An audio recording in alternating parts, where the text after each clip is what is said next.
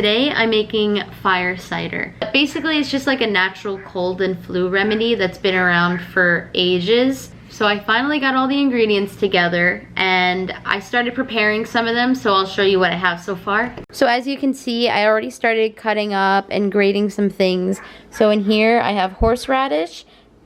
These are both ginger. I have turmeric. I have a lemon, an orange, and a navel orange. I know this looks like a grapefruit. I wouldn't want to use a grapefruit for this only because it would make it a little too bitter, but some people do. It's really up to you. I have some sprigs of rosemary. I have 10 cloves of garlic, a sweet onion, some raw honey, which I won't be adding right now. I'm going to be adding it later. Some red cayenne pepper, and then apple cider vinegar. This is where my food processor comes in handy because I'm gonna throw my onion and my garlic in there. I'm in the middle of cutting into my onion right now. I love onion. I think this smells amazing and I could just bite right into this.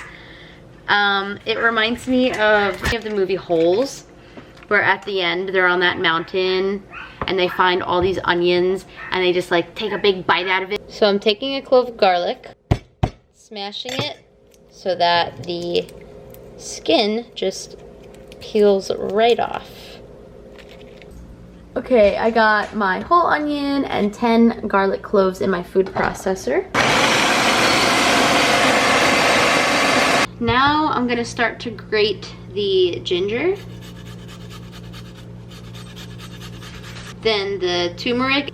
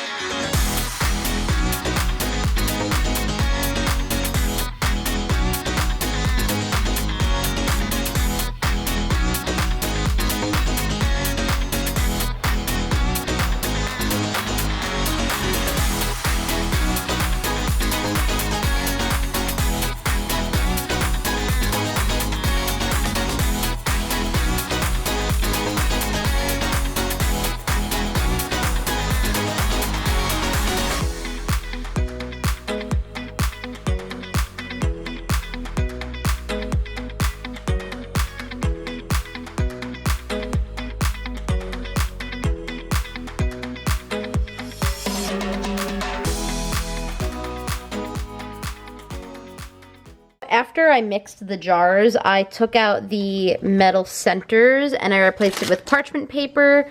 You don't want to keep this metal in any contact with your vinegar over the next 4 weeks or else it'll rust and it'll be really disappointing to not be able to drink this after waiting so long.